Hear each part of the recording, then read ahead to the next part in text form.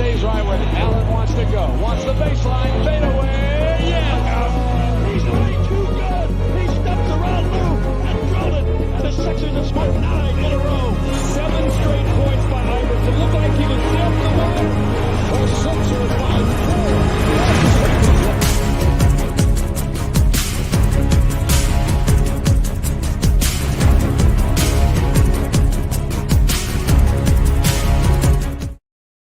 And welcome once again to the Sports Skillet Radio Show. We want to thank everybody for taking time out of their schedule to join us. We appreciate it. And we want to let you know that you can find us every Sunday morning here on our social media and also on the social media of the Heat Ratio Sports Network. Thank them for hosting us as well. Lots of big things happening with Sports Skillet and the Heat Ratio. We do a live show every Tuesday night over at the Steam Pub in PA. So you want to come on out and join us there as well. Lots of great shows on both outlets, both Sports Skillet and the Heat Ratio. So you want to check out the social media accounts on both of us. And also we want to encourage you to check out sportsskilletradio.com. We've got a lot of great articles from Mike Nebbia, and we have our Twitter account up and active. All great sports news. You never know what we'll be tweeting out. Head over to sportsskilletradio.com for all the latest show news, sports updates. Check out our Twitter feed as well. Lots of great things happening on both the Heat Ratio and Sports Skillet Radio. So check out both social media accounts. Lots of big things popping on both outlets. I am Jay, and I'm joined, as always, by Mike Nebbia, my brother Jeff Soner as well. We usually have the coach, Shane McGowan, join us, but he said that he's feeling a little under the weather this week, so we're giving him the week off. He's getting ready for the Super Bowl next week, so he'll be back with us next week. So hopefully Shane gets some orange juice in him, get some rest, gets revitalized, and will be back with us again next week. So check out Shane McGowan with us again next week. But we've got a great show lined up for you. Lots of things to dive into, lots of things to sink our teeth into this week. Jeff, a big bombshell dropped this week in the NFL with Brian Flores suing a couple of teams and the NFL over the lack of minority hirings in the NFL, trying to get more African-American GMs, head coaches hired by teams, sued the New York Giants, Denver Broncos were in there as well, made a lot of claims. What did you think about this lawsuit filed by Brian Flores? What did I think of the lawsuit? Yeah. Well, one, this is going to torpedo his entire career. I can tell you that much. Yeah. Two, I do like that he's standing up for minorities in the NFL in terms of head coaching positions, but he's going about it all wrong. He's going to turn to the Colin Kaepernick of head coaches. No one's going to want to take a look at him, and he was a finalist for a few head coaching positions, especially the New Orleans Saints and the Minnesota Vikings. So this may torpedo his career for a while. He may have to start back from scratch, go into the college ranks for a while, and just lay low until all this heat dies down. It's true. What did you think, Jeff? You think he has a chance of getting another head coaching job? Uh-oh, I think Jeff is having some problems with his computer. Jeff, can you hear me? Jeff's frozen. Uh-oh, Jeff is frozen there. Jeff may have to log back in there. Jeff, are you there? Having some technical issues with Jeff. Let me see if I can re-add him to the stream here. See if that'll. We're having a little technical issues at the start of the show here. Jeff, are you there? Oh no, here we go again. Yeah. Having some technical issues with Jeff. Jeff, are you there? Jeff is frozen. Again. Jeff will maybe have to re-log in there. But yeah, I know. I agree. I mean, I firmly stand beside Brian Flores. I think he's doing something that's admirable. Not a lot of coaches will do that. Let's see if we can re-add Jeff to the stream. I think he's going to re-log in there. But I stand with Brian Flores. I think he's doing an admirable thing. I think we got Jeff. Jeff, are you there? I am here. All right. So, Jeff, we were talking about Brian Flores' lawsuit against a couple teams in the NFL.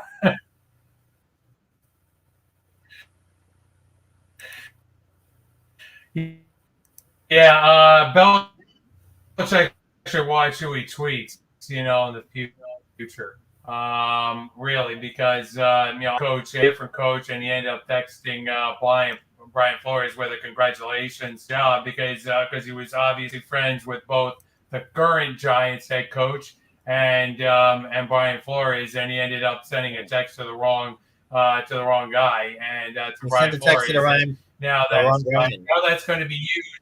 Now that's going to be used again. Now that's going to be used, in the suit. So, that's something that's going to be interesting. And again, it's about the Rooney Rule. I mean, that's what it comes back to, and the fact that the Rooney Rule is really a sham. It hasn't worked. Because you can just say that because there's only one black head coach in the NFL, and that's with the Pittsburgh Steelers. Mike Tomlin. So that's it. So and so the Rooney Rule has been a complete disaster. It needs to be reworked, and because it's basically okay. You're just bringing in a black candidate to do it. Now, you got people like Deuce Staley who have been interviewed who say, okay, I don't mind it. It's nice. It's an honor to be interviewed and so forth. But I still think that it doesn't help these gentlemen just to come in for a token interview just so ownership can meet a Rooney Rule. I just don't think that works for them. No, I agree with you. I do think that the Rooney Rule has served a purpose, though. I do think it's worked to get some minority candidates in front of GMs and owners that they otherwise would not have been in front of.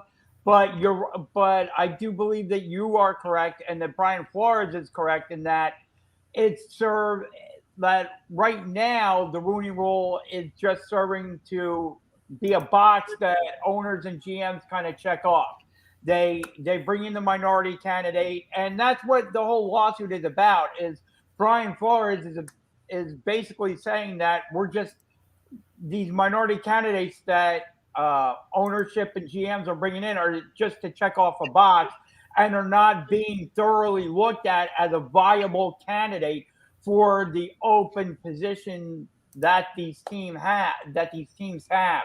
And he wants to incentivize the hiring of minority candidates, be it with draft picks, be it with other compensation that teams may be able to get in terms of hiring these minority candidates. I think that would be a good thing, because obviously something is wrong with the NFL where you have 32 teams and you have only one black coach, and that is Mike Tomlin.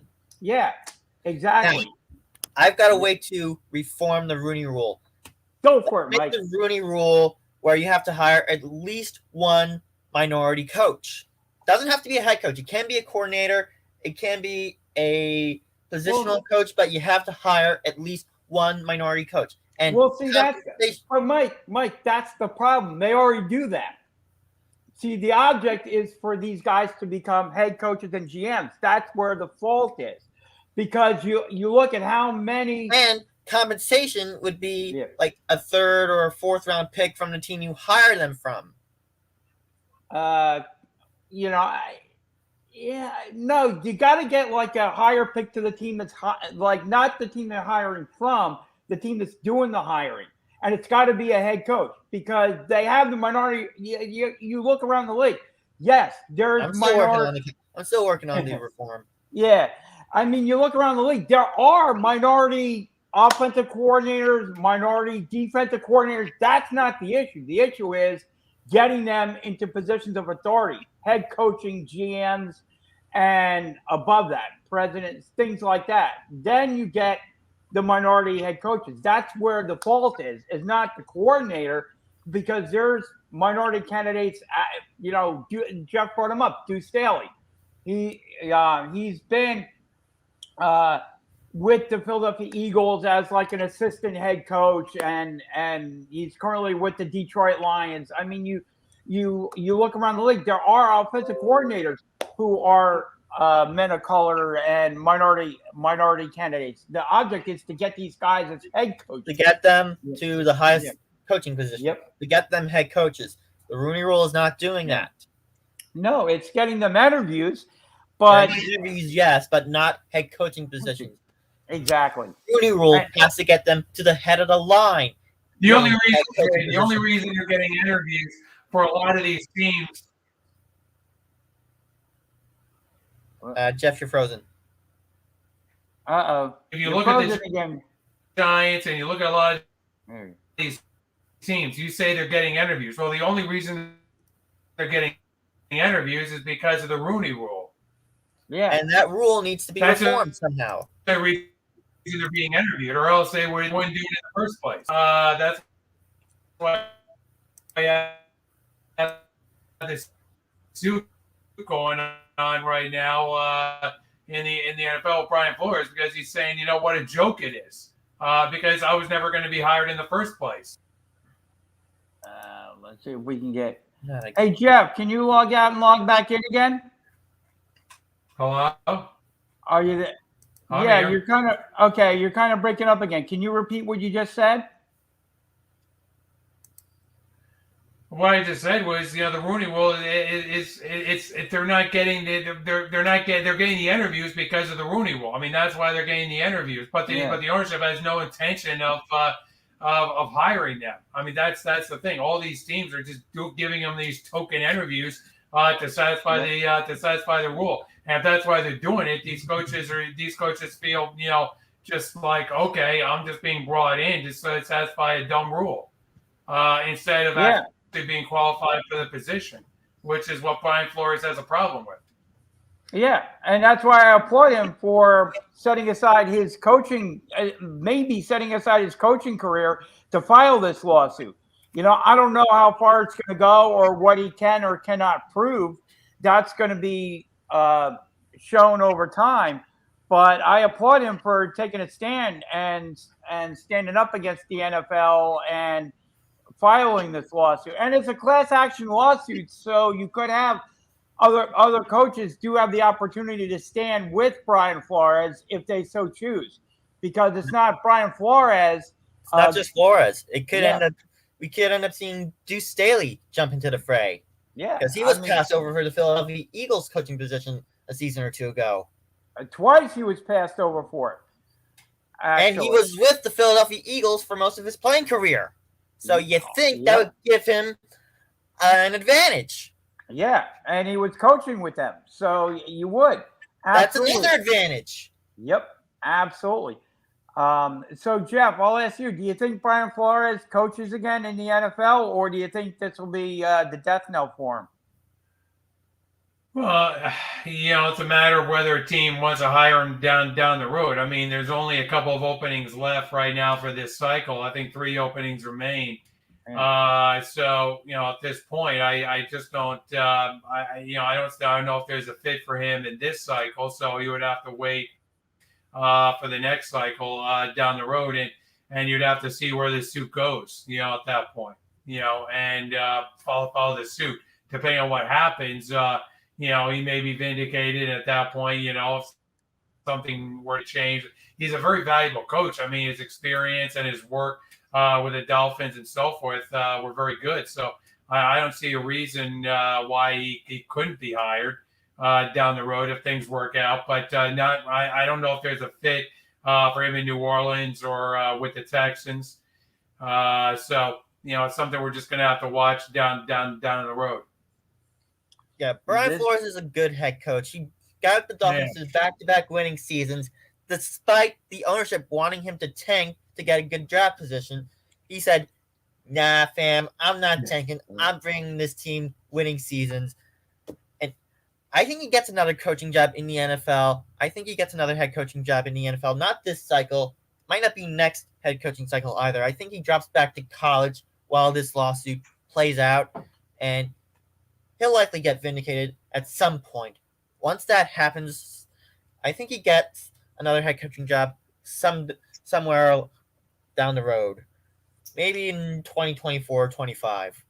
But I think he'll drop back to college for this season, for this upcoming season and next season. He very well could.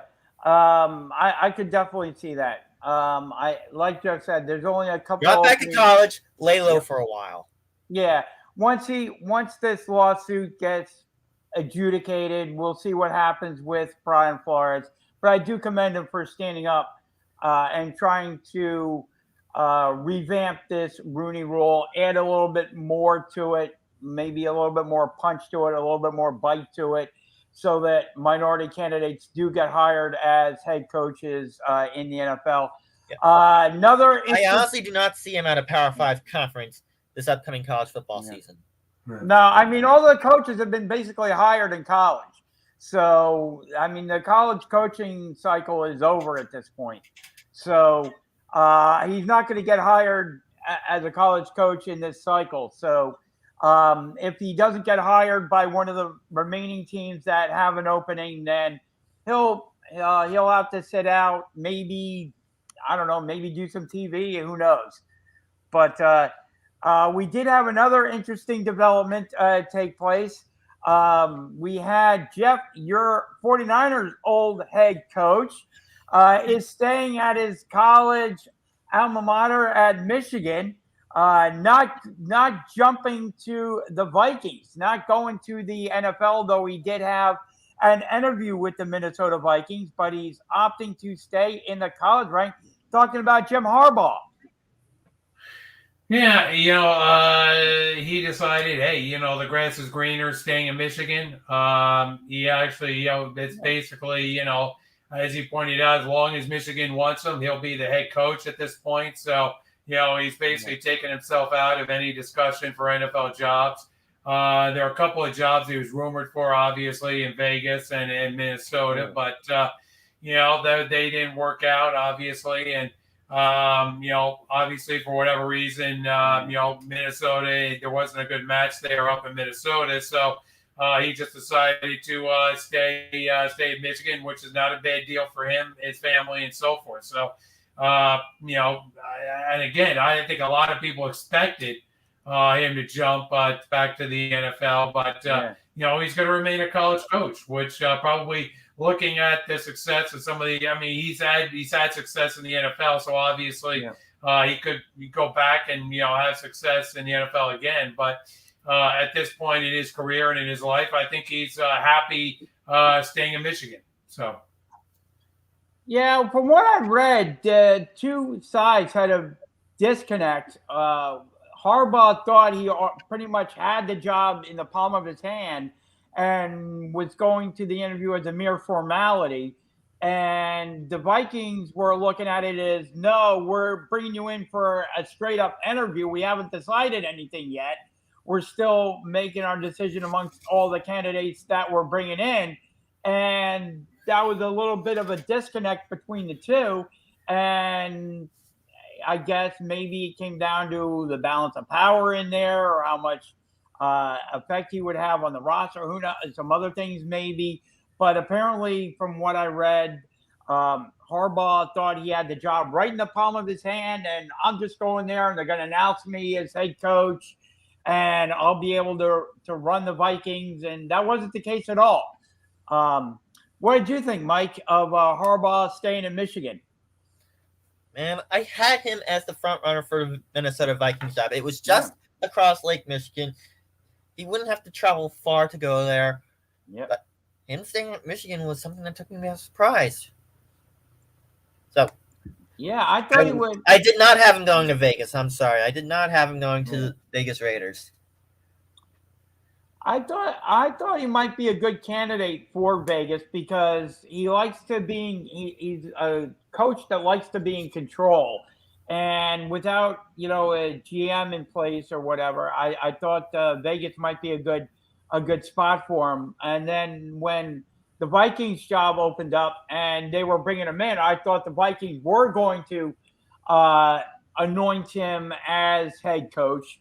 Because you don't bring in a guy of Harbaugh's status and his history unless you're really seriously considering him as your head coach, and you're almost basically going to just talk to him, and you basically made up your mind that you're going to anoint him as your head coach. I kind of fall into Harbaugh's camp there, but they were keeping an open mind. And when Harbaugh found out about this, he's like, okay, I've got a good, and like Jeff said, he's got a good gig right now going in Michigan. He's in control of the program there. He's turned it around, I would say, Jeff. He made Michigan a good college. I don't know if he can compete for the top honors and, win the college football championship, but he certainly turned Michigan around since the time he got there. So he has a good situation going in Michigan currently. So, we lost Jeff again. But yeah, he has a good thing going in Michigan. So I thought he would make the jump. And you look at the fact of everything that's going on with college football and the fact that coaches can leave now, the fact that players can leave and go into the transfer portal. You've got name, image, likeness going on with the college kids as well. It's basically a free-for-all in college.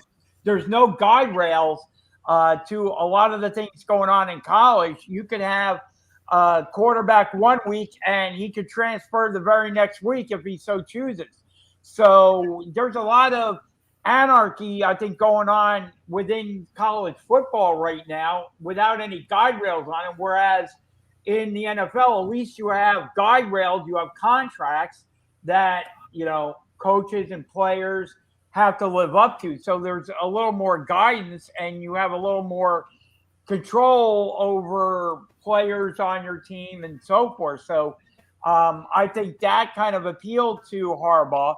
But like I said, he's got a good contract going on with Michigan. Michigan likes him. He likes Michigan. So, I think going back to Michigan is not the worst thing for Harbaugh. And he said he's not going to and Harbaugh said it's not going to be an every year situation where he's going to go for an NFL job. But I don't know if he can definitely say that or not, because if the right situation opens up for Harbaugh, I could see him exploring another head coaching job in the NFL if he starts pulling his hair out of his head with everything that's going on within college football and the fact that there's no guide rails with anything going on. Like I said, players, coaches can transfer whenever they want to, leave a program whenever they want to. You got name, image, likeness going on there as well, So there's a lot of anarchy going on within college football currently. So something to definitely keep an eye on. And we lost Jeff again. Jeff just keeps coming and going this week. But another thing that we had going on, Mike, is Doug Pederson becomes the head coach of the Jacksonville Jaguars. They announced Doug Pederson, and we'll bring Jeff back. Welcome back, Jeff. I was just bringing up the fact that Doug Pederson has become the head coach of the Jacksonville Jaguars. Yeah, congratulations to Doug. This is a good opportunity for him. He gets to work with a good quarterback, and it's a good organization. So we'll see what happens with Doug. I think it's a very good.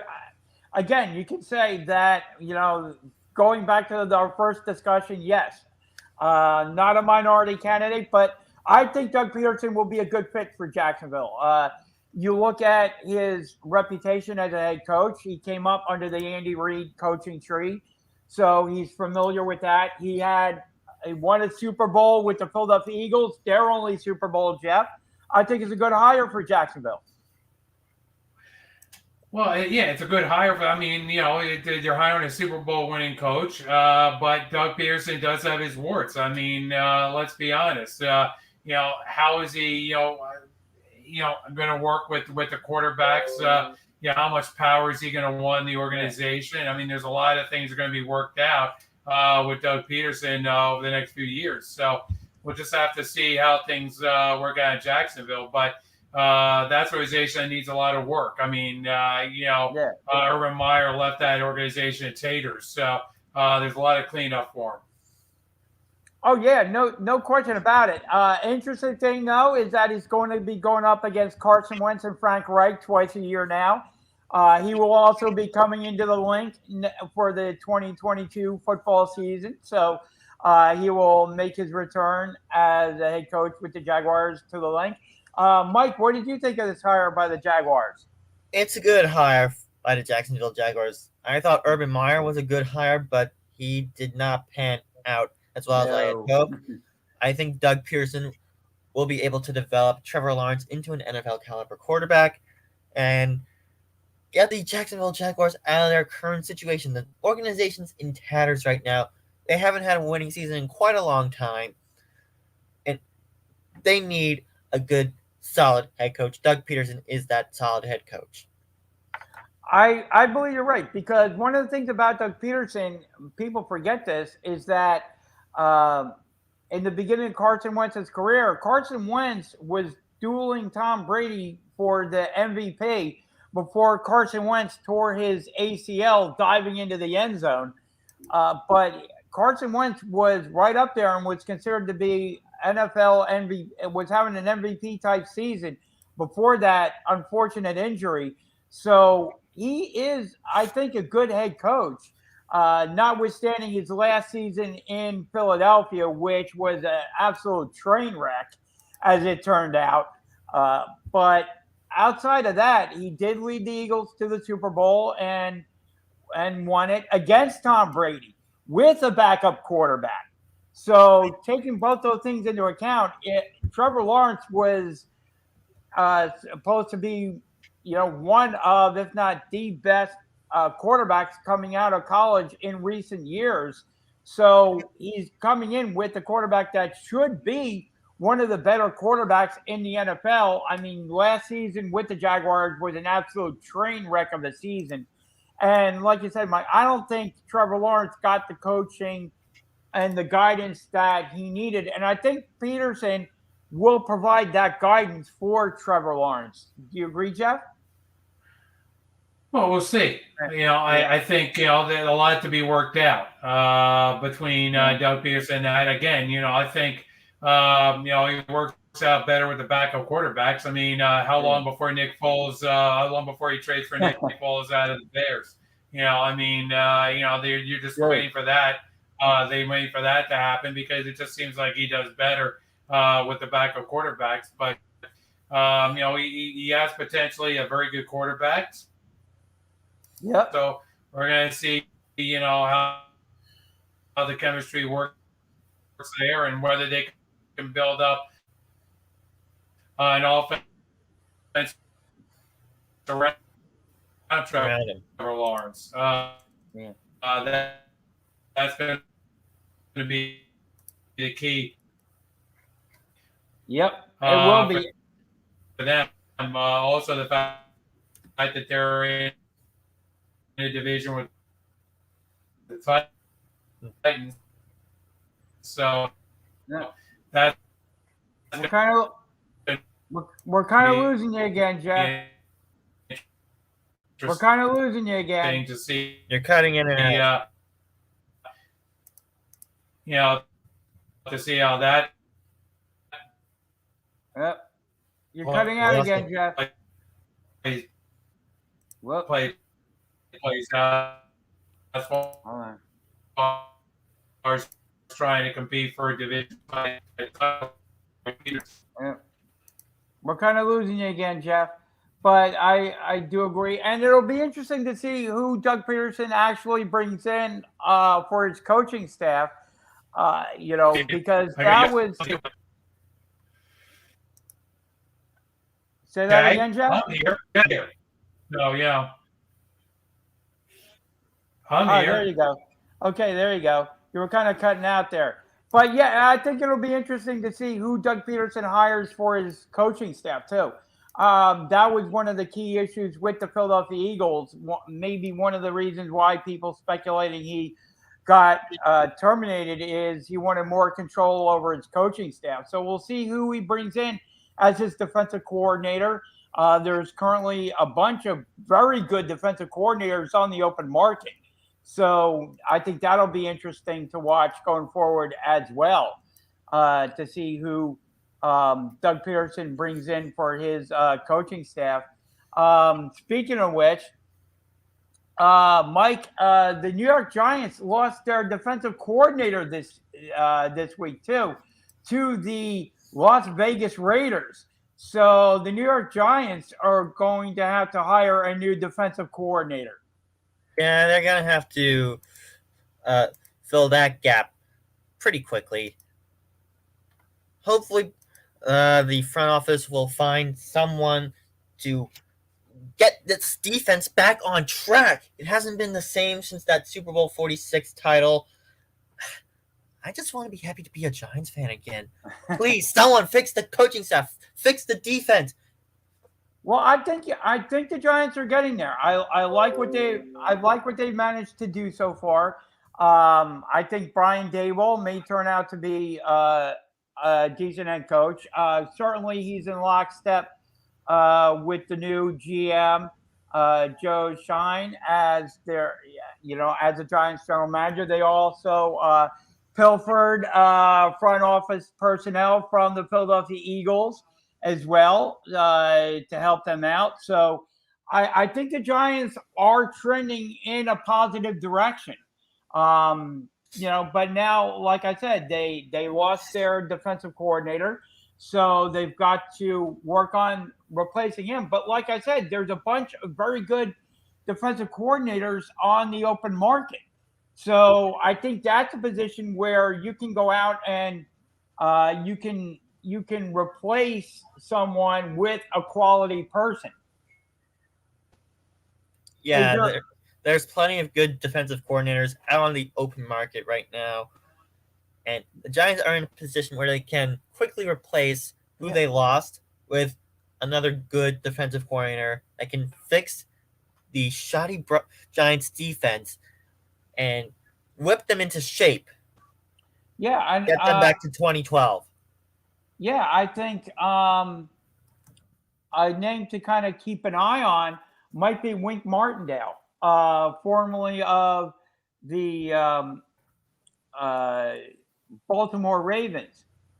I think that would be a good defensive coordinator for the Giants to go out and bring in and to at least talk to. And it looks like they're seeking permission to interview Pittsburgh Steelers defensive back coach Terrell Austin. That would be an interesting thing. Mike Garafolo tweeted out the Giants conducted a virtual interview with Titans assistant and three-time defensive coordinator Jim Schwartz, formerly the defensive coordinator for the Philadelphia Eagles. So that would be interesting. That would be the ultimate betrayal for Eagles fans. I would not say so, because Schwartz and the Eagles faithful were, you had a very vocal segment of the Eagles fan base that did not like Jim Schwartz, actually. So for the Eagles fan base, it would be interesting to see what Schwartz would do for the Giants should he be offered the defensive coordinator job. But I would not say it would be a betrayal, because the Eagles and Schwartz parted ways. They decided to go their separate ways when the Eagles, before the Eagles got rid of Doug Peterson. So a betrayal means that there's some animosity there or whatever, but there's no animosity between Schwartz and the Eagles, especially with Schwartz and the Eagles fan base, because like I say, there was a vocal contingency of the Eagles fan base that did not like Schwartz as the defensive coordinator. They thought the Eagles defense could have been doing a better job, just like right now there's a vocal fan base that does not like the current Eagles defensive coordinator. So, I guess that's par for the job being the Eagles defensive coordinator. But, it would be interesting to see Jim Schwartz go up against the Philadelphia Eagles twice a year and see what he could do for the Giants defense. See if he could improve them. So that would be an interesting. Vic Fangio is another one. Just looking over things, Vic Fangio is another one. Former head coach of the Denver Broncos.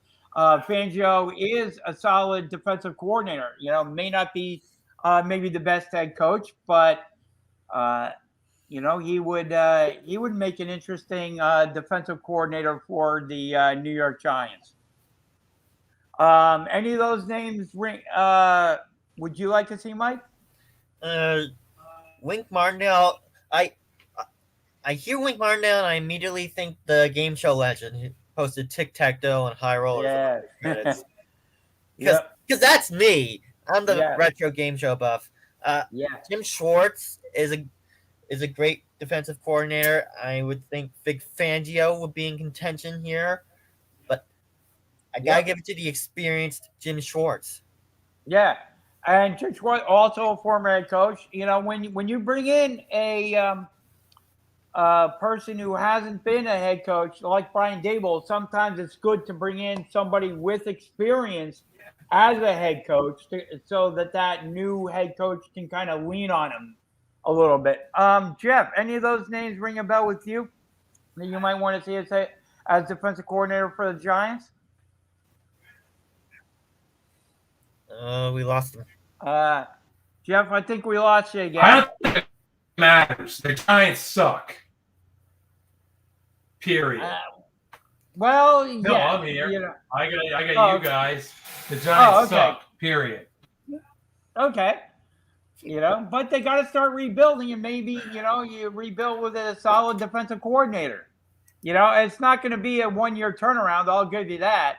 But, you need a good defensive coordinator. So maybe you bring in a Schwartz or a Fangio or a Martindale to improve your defense. It only matters, Jay. It only matters if you have talent on the field. You have not the coach. And right now, that team's a mess. I don't think it's in my. I think on the player side, I'll grant you that it probably is. But I think they may have turned things around with the coaching staff. I think they're. You got the head coach and the GM in lockstep with each other, so that has to count for something. That has to help turn the Giants around, right? Jeff?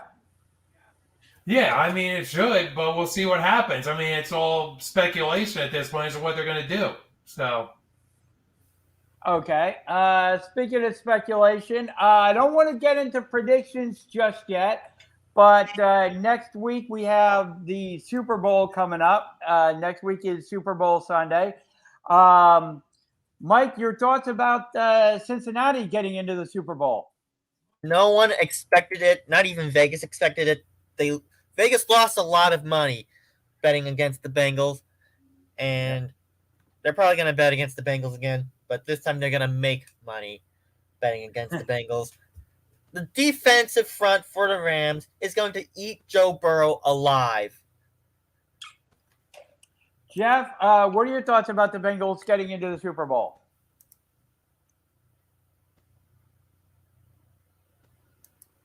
Oh, no. Don't tell me we lost him.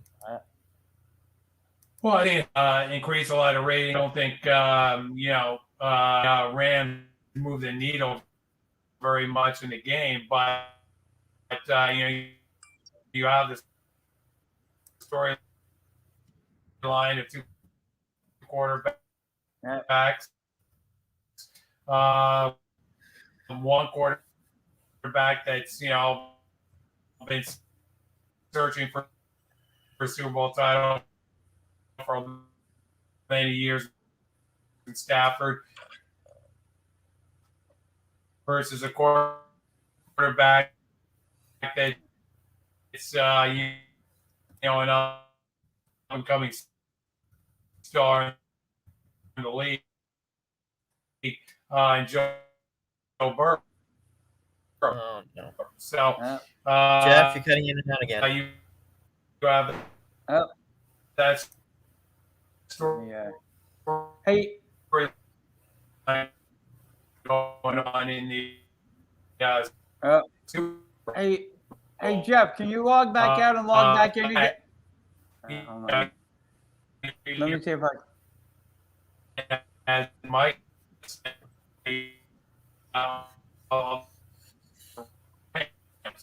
Let me. We're having some difficulty with Jeff again. Jeff, can you log back?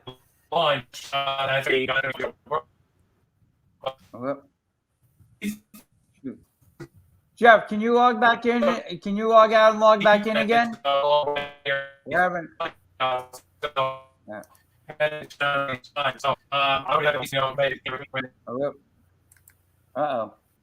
Jeff, can you log back in again? See if we can. We've been having some audio difficulties with Jeff. Jeff, can you log back in again? There we go. Gonna try and resolve some audio issues with Jeff, but because I want to hear Jeff's point.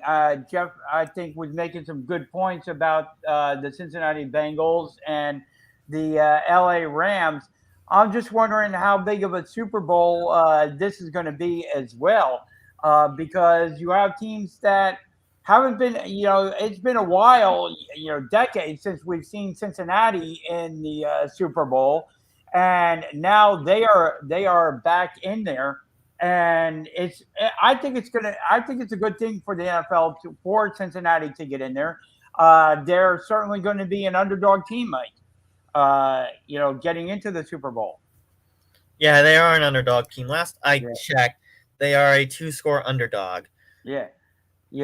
And that's going to make things, I think, interesting with this year's Super Bowl, because certainly Jamar Chase and Joe Burrow have that intangible, intangible kind of hookup, between the quarterback and the wide receiver. They have this intangible thing going, and I think that's going to make things really interesting to see if they can keep up with the Rams offense, because the Rams are locked and loaded and have put everything into not only getting to, but probably winning the Super Bowl, at least getting to, if not winning the Super Bowl this year. They gave away draft picks. They traded away players. And so far, the next first-round pick isn't for another 2 years. Yeah. So far it's worked out. You can't argue. It's worked out for them. They've done things slightly different than the normal NFL team, and we'll see if we can bring Jeff back. Hey, Jeff, glad to have you back. Yeah, great to be back. Okay, so can you repeat what you said about the preview of the Super Bowl? Basically, the Rams, the Rams are going to the game is going to come down to whether Joe Burrow can handle the defensive line of the Rams. He's met the challenge so far in the playoffs, so we'll see what happens in the Super Bowl. I expect a close game. I would expect a close game too. A lot of people, I think the odds makers, may be anticipating a blowout, though. Seeing how good the Rams' defensive line is and the problems along the Bengals' offensive line, I think so far, Vegas is anticipating maybe a little bit of a blowout. What do you think, Mike? No. No? No, I don't see a blowout. I don't see a blowout. I mean, they're under. Then they're overvaluing the Rams. I mean, I mean, the 49ers were a joke on offense. I mean, let's be honest. I mean, we can get into that game, but Yeah. I mean, they were a complete joke on offense. So because the Rams looked a whole lot better than they showed up a lot better because the 49ers simply didn't have a quarterback. So because of that, the Rams were able to look a lot better than they actually were. The 49ers should be in the Super Bowl, but they're not because they didn't have good quarterback play. So do you think the 49ers move on from Jimmy G? Absolutely, yes, without question. I don't think there's any question at all. Now, what would you be if what would you anticipate the 49ers could get for Jimmy G? Because if they get a 4th-round pick, I'd be satisfied. A 3rd or a 4th for Jimmy Garoppolo. 3rd or a 4th, yeah. You don't think anything higher? I mean, could you look at? He's a game manager. He's a game manager. He's not a quarter. I mean, he's a backup quarterback. I mean, that's what he is. I mean, he showed his skills. He's a backup quarterback, and he's injury prone. He's a backup quarterback. He's injury prone. He's a game manager. So if you put all those factors together, I mean, I just don't think there's a whole lot of value in Jimmy Garoppolo at this point. The book is out on him. All you have to do is stack the box and stop the running game of any team he's on and force Jimmy Garoppolo to pass the ball, and you see the results. Yes. And the results are interceptions. Right. Now my only counter argument with that is you look at the quarterbacks that are going to hit the free agent market, and you look at the quarterbacks that may be in this year and the upcoming draft, and they're not the greatest. So my point is, because there's not a great free agent crop of quarterbacks, be it in the draft or free agency, could Garoppolo's value get elevated a little bit from could he be overvalued? Absolutely. I think that's a good possibility that somebody's going to pay more because of the scarcity of that about the position. But because they're low quality of free agent quarterbacks and in the draft. That's on them. Doing that at this point because the book is out as far as Garoppolo goes. Yeah, Yeah, go ahead. I mean, I posted it on my Facebook page, and the fact that if you look at all the playoff games taken into account, he was dead last in the quarterback efficiency QBR, dead last with So this is a guy who's had all kinds of problems in the place. Yes, he's won games, but it's sort of like the 49ers won in spite of Garoppolo, not because of him. Gotcha. So yeah, I mean, I think he may get elevated just a little bit. I think maybe the 49ers might be able to pull a 2nd-round pick out of Garoppolo just because of the dearth of quarterbacks coming out of college and on the free agent market. He may, a team may convince themselves, may look at Garoppolo's record and kind of talk themselves into, well, if I have a good head coach, that maybe we can win with Jimmy G, and talk themselves into maybe giving up a 2nd-round pick. I don't think you're going to get a 1st-rounder, but I do think maybe if you get a team or two bidding on Jimmy G, maybe the 49ers can pull a 2nd-round pick out of or maybe a 3rd-rounder and a player to help bolster the 49ers. But I do think that they could. I do agree with you, Jeff. I do think the 49ers will be moving on from Jimmy G this offseason. And you can kind of tell in his press conference that he had that he anticipates the 49ers moving on from him as well. Another interesting little, on social media this week, I had Aaron Rodgers possibly going to the Tennessee Titans.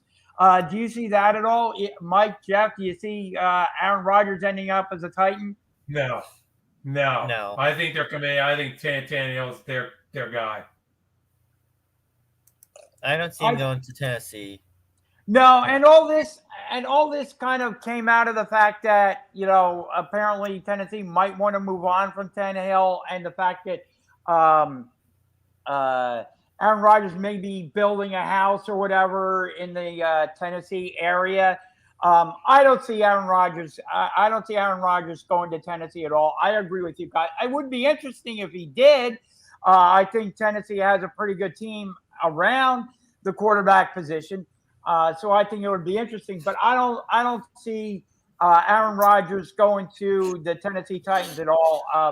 Maybe he leaves Green Bay, but I even think that's doubtful because he would have a tougher road to hoe in the AFC getting to the Super Bowl. I think it's much easier now for him to get to the Super Bowl in the NFC when you look at the teams and the quarterbacks in the NFC. Much easier to get to the Super Bowl in the NFC than it would be over in the AFC. Even if he went to Denver, that would be really tough for him to get to the Super Bowl. It's not impossible. Yeah. I wouldn't say impossible, but it would be very tough when you look at the quarterback. Yeah, you got to go through Mahomes. You got to go through Josh Allen. Now you got to go through Mac Jones. I'm lukewarm about the Patriots. I'm not sold on Mac Jones as a starting quarterback just yet. I have to see a little bit more. And again, like I said, you have tiers, and I'm not going to put Mac Jones in the Patrick Mahomes. I'm not going to put the Patriots up there with the Buffalo Bills and the Kansas City Chiefs and some of the other teams, the Cincinnati Bengals. I'm not going to put the Patriots up there. I'm just not. Yeah, Mac Jones and Belichick together, and that union has to show me more than what they've shown me so far. Do you agree, Jeff? Jeff? We lost him. Oh. Not again. Uh-oh.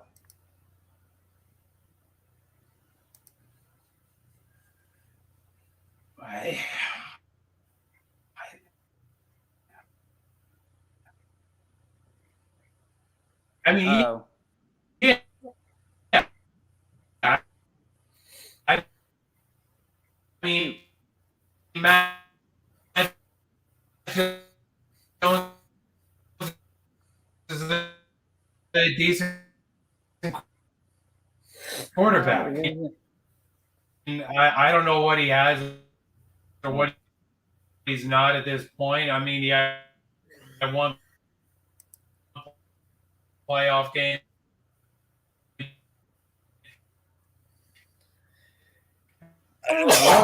Having a little trouble with Jeff's computer this week.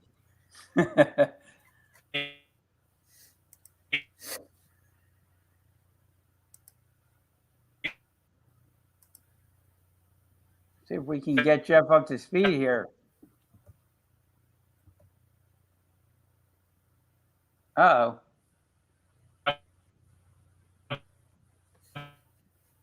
Let me see if I can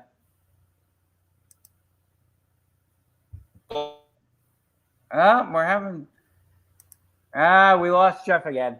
Hopefully Jeff will log back in. I would really love to hear his comments on that. But yeah, I don't see to me, I still don't see Aaron Rodgers leaving Green Bay. I think if he takes a step back and actually looks at things, I think Green Bay is the best place for him. He may want to try a new team. He may want to see what his luck is like on another team.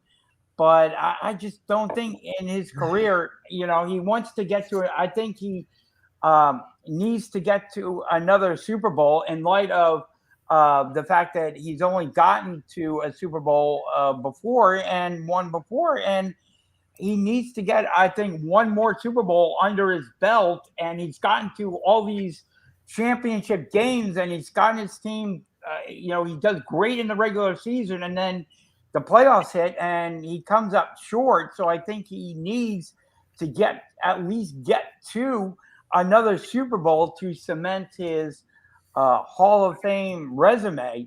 And the fact that he keeps coming up short in the playoffs after, getting home field advantage. I mean, getting home field advantage and Lambeau Field is a huge deal.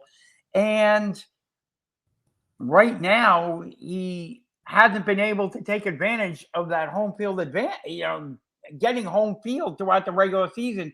He just keeps coming up short. And I can't look at the coach, and I can't really blame the coach too much, because I think he has a good head coach. You don't get that type of record in the regular season without being a quality head coach. But geez, oh man, Aaron Rodgers, I think, needs to get to another Super Bowl, and going over to the AFC, be it with the Titans, which I don't see, or the Broncos, or maybe the Pittsburgh Steelers, any team like that. And the Pittsburgh Steelers that would be an interesting situation for him as well. But, you're also giving up money, and you're giving up draft picks or personnel in order to acquire Rodgers, and that could set the team back. So in a very competitive AFC, I think his path is much cleaner and a lot easier staying on the Green Bay Packers in the NFC.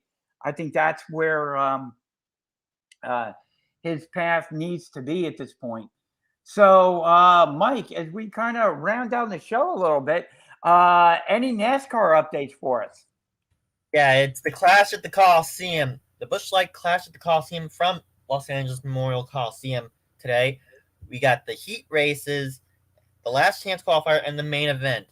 Now, let me break down the Busch Light Clash for you guys, because it's miles different than what we've been used to. Now, 36 charter teams and up to 4 open teams participated in qualifying yesterday. Based on lap times, cars are put into one of 4 heat races, 25 laps each. Top 4 drivers in each heat will advance to the feature. All non-advancing drivers in the 25-lap heats are assigned to one of the 2 50-lap last chance qualifiers. Top 3 drivers in each of the last chance qualifiers will advance to the feature. Then it's the highest driver in 2021 Cup Series points not already qualified advancing to the feature. Then the main event, the Busch Light Clash, 23 drivers, 150 laps. So it's basically like a race at New Egypt Speedway or Wall Stadium or Brick Raceway. A race at your local short track. You got your A main, your B main, your heat races, your last chance qualifiers, then the main event, like the 100-lap feature. Gotcha. And Mike, I saw this on TMZ. UFC Prez Dana White that he told TMZ Sports his whiskey brand sponsored his very own stock car, and is so confident in his vehicle he's prepared to bet between $10,000 and $25,000 it'll win its first ever NASCAR race. White said Howler Head Whiskey teamed up with Trackhouse Racing, a professional stock car auto racing team co-owned by Pitbull, to sponsor a car for this weekend's NASCAR race at the LA Memorial Coliseum. So Dana White's going to lay down anywhere between $10,000 to $25,000 on the car. But he wants to win, and Dana White told TMZ the car was brought to Las Vegas from Charlotte, and looks, looking on social media, it looks like a pretty nice painted car. So you got UFC now getting involved in NASCAR. Yes, we've got all these unknowns getting into NASCAR. We're starting to see another boom period for the sport, much like the 90s and 2000s. Yep, but definitely. Back then, we were seeing new tracks in new markets like Las Vegas, like Fort Worth, Texas, Kansas City. They were all getting tracks. Now we're seeing, again, new tracks in new markets. There's Road America in the Milwaukee area. We're seeing a track at the LA Coliseum. Yep. We are seeing another new. Yep. What is the Cup Series? New tracks all over the place. Yep. And as these sanctioning contracts run out, we're going to be seeing a lot more new tracks. Like, for instance, Gateway Motorsports Park in the St. Louis area is hosting its first Cup race later this year. Very cool. Jeff, anything that we And haven't gotten possibly in? North Wilkesboro Speedway coming back in either 2023 or 2024. There you go. So a retro track potentially returning, as well as Nashville Fairgrounds returning that same season. Very cool. So Jeff, anything that we left off that you want to bring up? Well, you've obviously got the NBA trade deadline coming up this week. Yes, the trade deadline. You have will they move Ben Simmons or will they not move Ben Simmons? Who goes where? Yes. Where? Well, we have heard a lot of Ben Simmons for Harden rumors. I don't know if that's going to go down at the trade deadline or that may happen. Probably not. I agree with you. I think I would be shocked if the Nets move Harden for Ben Simmons. I actually would. I actually would be. I actually think that they're going to do it because the Nets right now are a mess at this point. I mean, they've lost a lot of games recently. It's something that they've got to do. They've got to change up the chemistry on that team. So it does look like the Nets are in sell mode at this point. In terms of moving on from Harden at this point. So I would not be shocked at all if he were moved. I would like to, I would like to see it because I think that gets the whole Ben Simmons fiasco off. Now wait a minute. Whoa. What was it, a year or 2 years ago? You wanted nothing to do with the beard. Come on. Well, no, that was because he was out of shape. He was holding out. He was out of shape. And a lot of people were in the same boat. If I saw a guy who wasn't playing, basically like Ben Simmons. He was not reporting to his team. He was holding out. He was out of shape, and I wasn't alone in saying that and having angst about the Sixers trading for Harden at that point. But he showed up to Brooklyn. He got into shape, and he's basically been a team player for the Brooklyn Nets throughout his tenure there. So so right now, yes, I would trade for Harden, and the Sixers look like they may be going on another playoff run this year. So you put Joel Embiid and Harden together, and Maxey on the same team. I think that would be a nice threesome right there. Maxey's shown improvement this year. I would not include Maxey in any deal.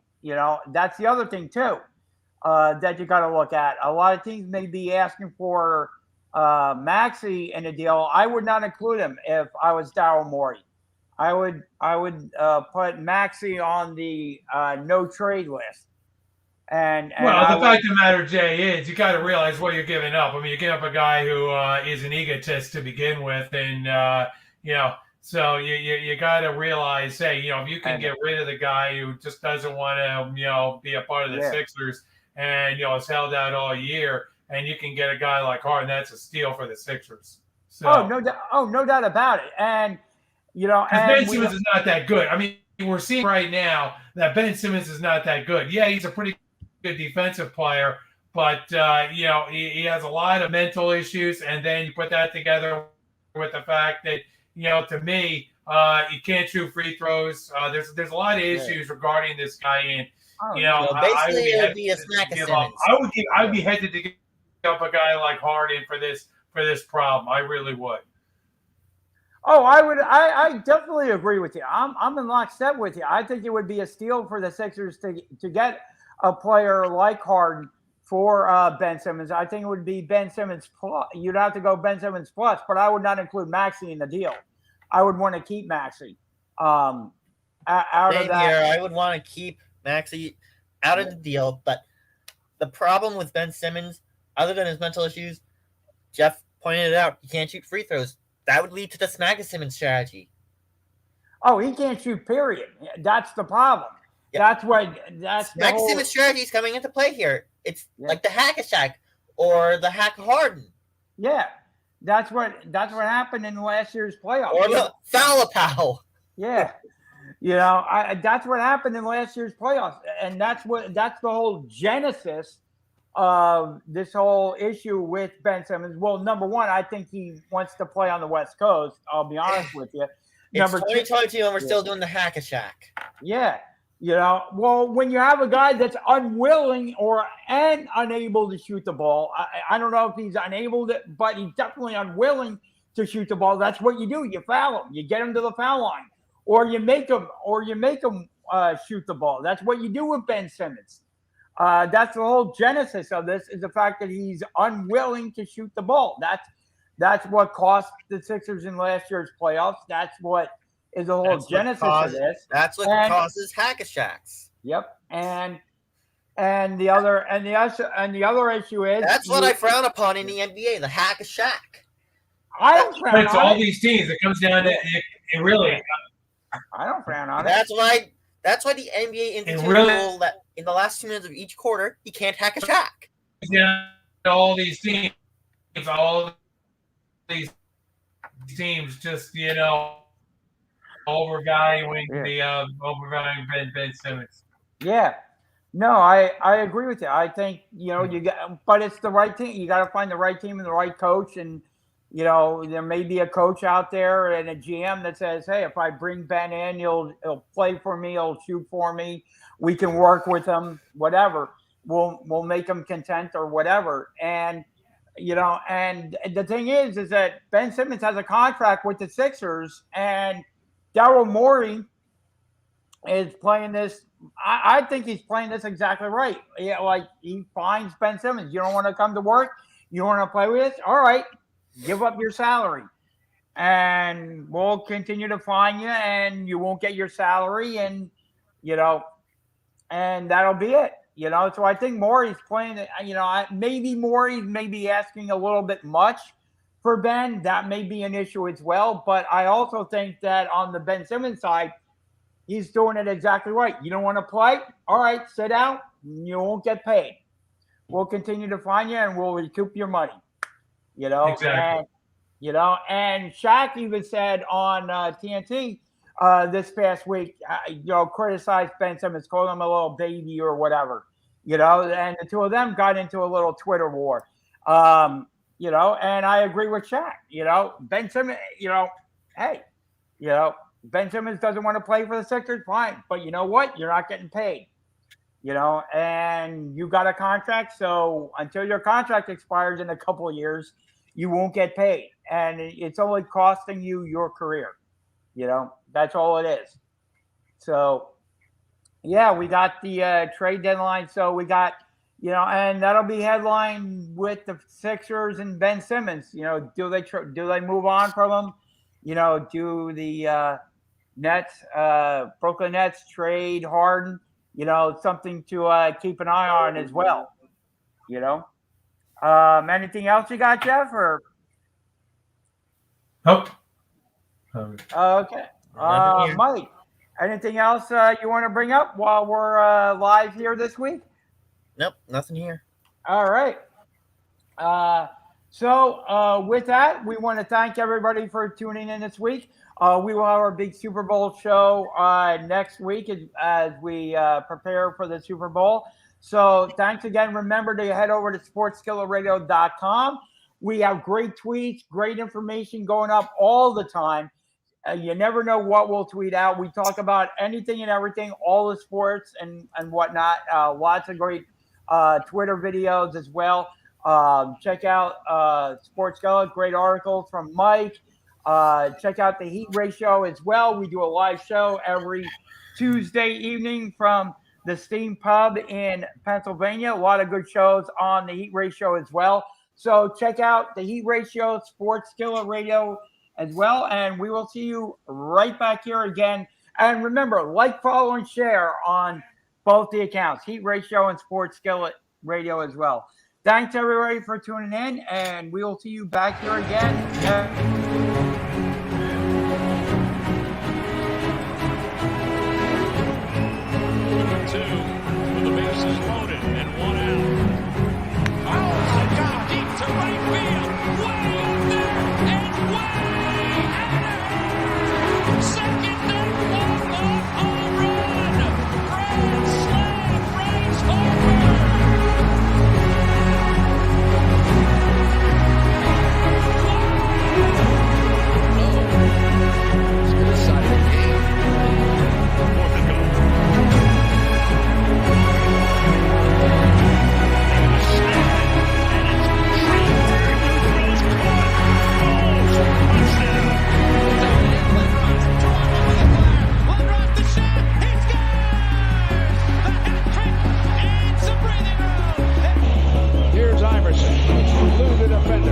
stays right with it. Allen wants to go. Wants the baseline. Fade away. Yes. He's way too good. He steps around Lou and drilled it. And the Sixers have scored 9 in a row.